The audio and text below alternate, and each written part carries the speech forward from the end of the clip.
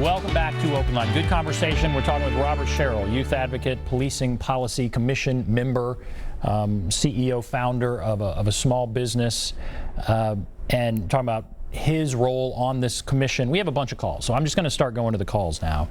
Let's go to Therese. Hello, Therese. Yes. Go right ahead. Okay.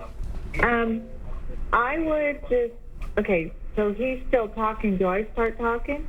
You have to turn your TV down, and then talk. Okay, turn the TV down. Okay, I just want to thank you so much for accepting my phone call.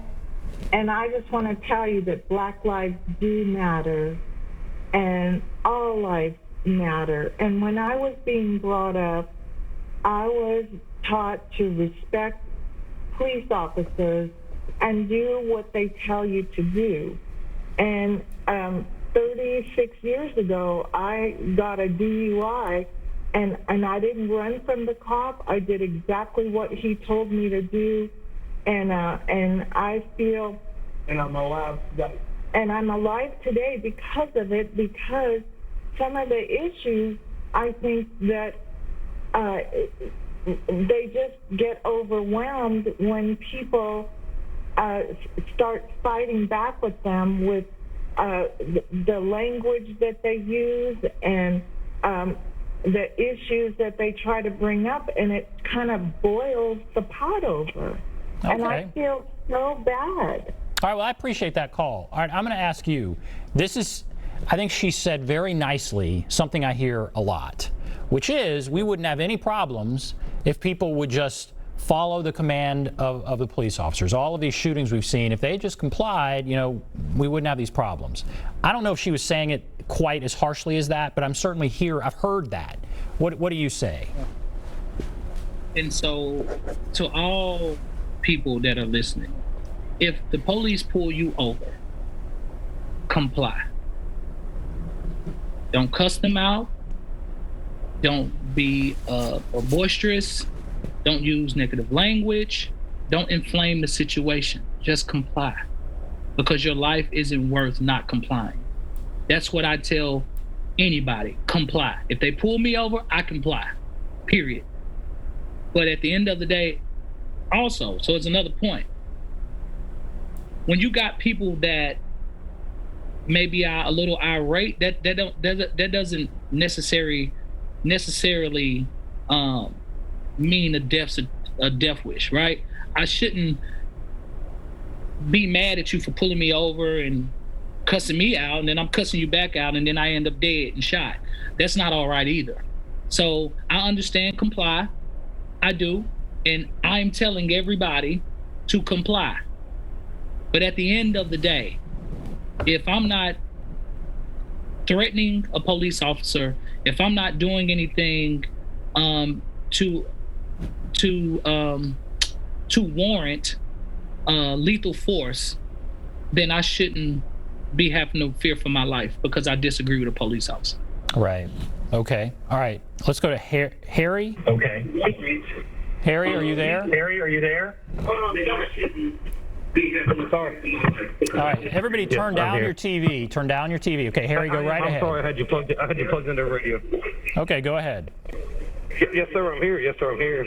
All right. I was going to argue with the man a second ago, but I like kind of what he said. If you get pulled over, you have to comply. If you act a fool, you'll probably get shot. If you're breaking the law, probably, you know what I'm saying? Okay. Yeah. I mean, that's pretty much what I got to say. All right, we just talked about that, but training for police is a big part of that, because people are going to be upset when they get pulled over. It needs to be de-escalated. Yes. But I mean, so here now we have two calls that have said something similar to that. Yeah, and that's the narrative that's being painted, right? And so I understand. My stance is comply. I'm going to comply.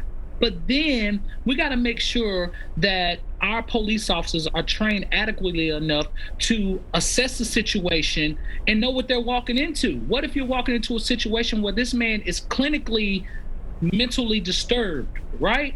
But you walk into a situation and you pop off and you kill the man. This man don't even know what, at that point, what he was doing was going to cost him his life. He's mental.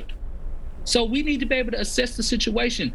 It's okay to stand down, call back up. You don't have to run in guns blazing, and because everything you've seen recently, look at the little boy that was 13 years old that was playing with a pop gun in a park, and some white lady called and said, "Hey, it's a guy with a gun." Police pulled up, hopped out, shot the little boy. Didn't do nothing on video. What about George Floyd? Begging for his life, calling his mama. How can you people deny that at this point? The man put the bigger part of his knee like that. When you put that on somebody, that's the hardest part of your of your arm. On the knee, it's the kneecap. He leaned and put his weight on it. The officer said, "You want to turn him over?" He said, "No." He sat there calmly while this man gasped for breath, took his last breath, stayed on his neck 2-3 minutes, and then he's dead. And the fact that it's still people that say he needed to comply, he was in handcuffs on his stomach with a knee on his neck. How more complying do you need to see? And I'm sick and tired of America and people in America overlooking that. That's why black people are mad. We're being murdered on TV with no justice. That's why we're mad. Very well said. All right, we will take a break. Bunch more calls. So we'll take a break, come back, take more calls right after this.